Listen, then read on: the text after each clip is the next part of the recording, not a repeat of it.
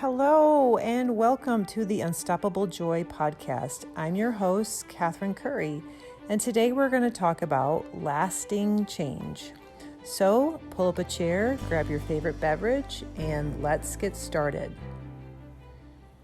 What are the ingredients of true and lasting change? This time of year, everyone's talking about New Year's resolutions, and a lot of people are planning on becoming more fit or losing weight or saving more money or getting their parenting skills fine-tuned. So how do you begin to attain true lasting joy? And what are those first steps that are crucial to setting yourself on the right course? I know I'm not alone when I say I've started a diet and then fallen off the wagon, or have made New Year's resolutions thinking that I was going to do things differently around my house. And I have to chuckle thinking back at the different things that I try to instill in my household. My son Keenan is always quick to tell me whenever I say, we're going to start doing, this is the new thing that we're going to be. He's, yeah, that's not going to last. And more often than not, he's right. But it doesn't hurt to start trying, right? But why just spin your wheels? Why not do something and know for sure that there's going to be lasting change, that there's going to be a real shift in the way that you do things, the way you behave, the way that you cook, the way that you carry yourself, or the way that you manage things around your house or your life. I've found that over the years, if I don't write down my goals, if I just say I'm going to do something, but I don't write it down, it makes a huge difference. There's a saying that if you fail to plan, then you can plan to fail. And that's so true. So the first step is taking an evaluation of your life as it is now and really looking at things and knowing what you want to change. And then writing those things out that you would like to see changed and making small actionable steps towards each of those goals. I've been doing this for years. I set aside time and I pray and I write out a list for different areas of my life. When my kids are little, one of the goals I had with them is I wanted them all to know how to swim well. I feel like it's a really important skill. And so that was one of the goals for one summer, is I wanted all of my kids to be swimming very well by the end of the summer. But other areas I would write out were spiritual goals and financial goals and parenting goals, and then health and fitness and things I wanted to happen around my house, whether that was planting a garden or getting a new walkway put in. Whatever it was, I would write it out and then make plans, whether that's saving some money or signing the kids up for swim lessons. Making those plans and putting that forward and setting aside the funds to make those goals become a reality. Years ago, when I was in my relationship with my husband and things were not going well, he had become abusive, and I was at my breaking point. I had struggled for almost 10 years trying to make sure that he got the help he needed to overcome addiction. We had gone and upset our entire lives and moved across country so he could go to rehab. He got through that rehab and did well for a couple years, and then it was time for me to go back to school. We just weren't making it financially, and we knew we needed family help in order for him to be working and me to be in school full time if someone was going to be able to watch our kids. So we made the plan to move back home. And I asked my husband at the time if he was going to be okay, meaning was he going to be able to stay sober if we moved back home? And he assured me that he would, but not sooner than we got home, he started getting into things again. It wasn't the full-blown heroin addict that he had been before, but he was growing pot and poppies and abusing prescription drugs. Ultimately, it ended up with me fighting to keep our family together, and I decided to file for divorce. I know that sounds funny, but I was really hoping that it would be a wake-up call for him, that he would come to his senses yet again.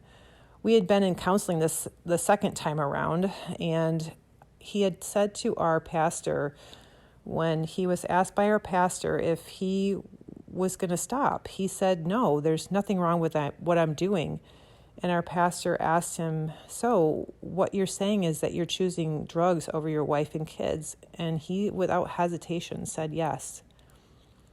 At that point, I begged him to stop, and thinking that he would sober up and we'd be able to put all this behind us. And he promised that he would, thinking 3 weeks and it'll dry out and we'll start over again. But then the next thing I knew, he was growing pot, and he was getting the boys involved and helping him grow it. And I wasn't going to stand for that. I wasn't going to be a part of that. And I knew I would lose my kids if the police found out about it.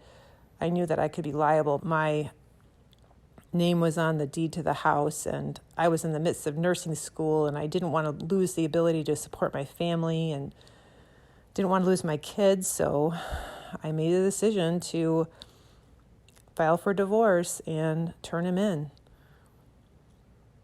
When the police came to pick him up, he said to me, "This is what your God does."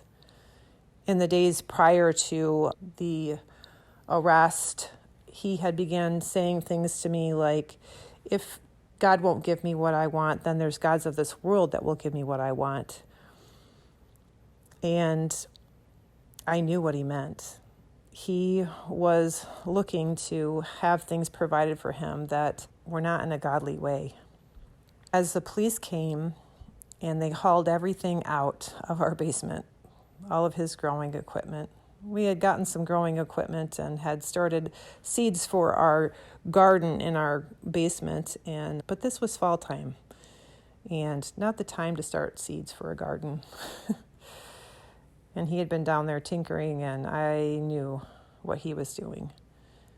And when he started bringing the boys down there to help him, I knew I couldn't continue in this whole thing. Also, he had been in an accident, and it had happened while he was using drugs, and I was fearful that he was going to hurt somebody else. And so there was a night in particular where he was trying to take my car to leave and go do drugs, and I was standing in his way, and at that point things began to get violent. So at the culmination of everything, the police are pulling everything out, setting it on the curb, and of course, all the neighbors are out watching. And I remember standing on the curb feeling naked, so exposed, everything laid bare. And I felt so ashamed and so embarrassed that it had gotten to this point, that I was wrapped up in all of this. And so that, to me, was my rock bottom. And feeling like, where do we go from here? How did I get here? I was so broken mentally, emotionally, and just unhealthy physically. Spiritually, I was just hurting. I didn't understand why we were at this point, why we had come all the way from being sober after being in a year-long rehab to once again, our family was being torn apart by drugs. So I had to take a good evaluation of where I was, what resources I had. I had to basically look at the naked truth about who I was and what I had become.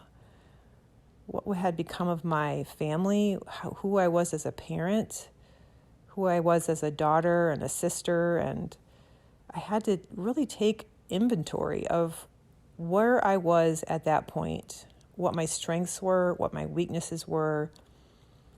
And I had to do that in order to rebuild. That's the point where I feel every bit of lasting change happens. It's where it starts. When we are honest with who we are and where we are. And we may not understand all of the bits and pieces about how we got there and why we made the decisions and the choices that we did. But nobody needs to tell someone that they're overweight. They already know. And so I knew I was sick. I knew I needed help. I didn't know how to get out of this situation. I didn't know how to fix anything, but I did know that I needed help. And I did know that I was broken, that my family was broken, my heart was broken, and my kids were in a really rough place. They were hurting. So beginning to rebuild, beginning to hope again for a better tomorrow starts with a real, honest, naked truth evaluation of where you are. And somebody said something to me the other day that true change or true learning doesn't happen unless there's emotions involved. And I've also heard speakers talk about this. Until you have that uncomfortable position of realizing and suffering under your circumstances the way that they are, you don't really have that desperation and that drive to truly change. You might play around with it for a little bit. You might make a decision to change, but if you don't make that true heart connection to your why you need to change, a lot of times it just doesn't last.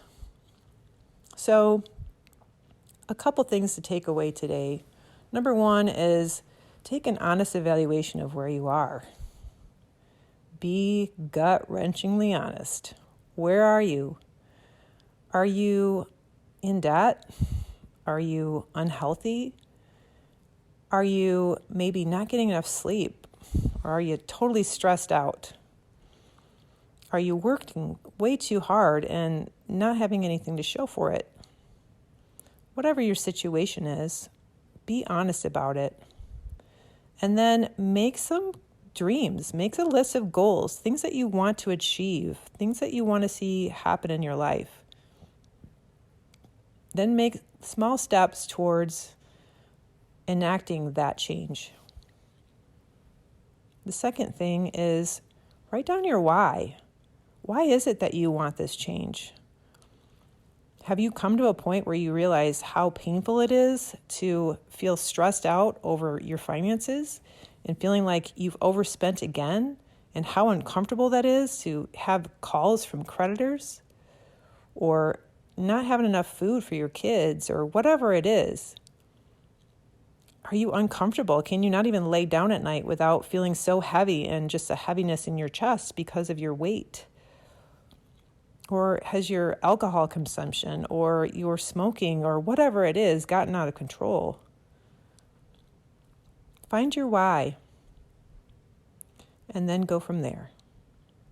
I hope you found this helpful today, and I hope that you not only can take a good, honest evaluation of yourself, but you can also just look up.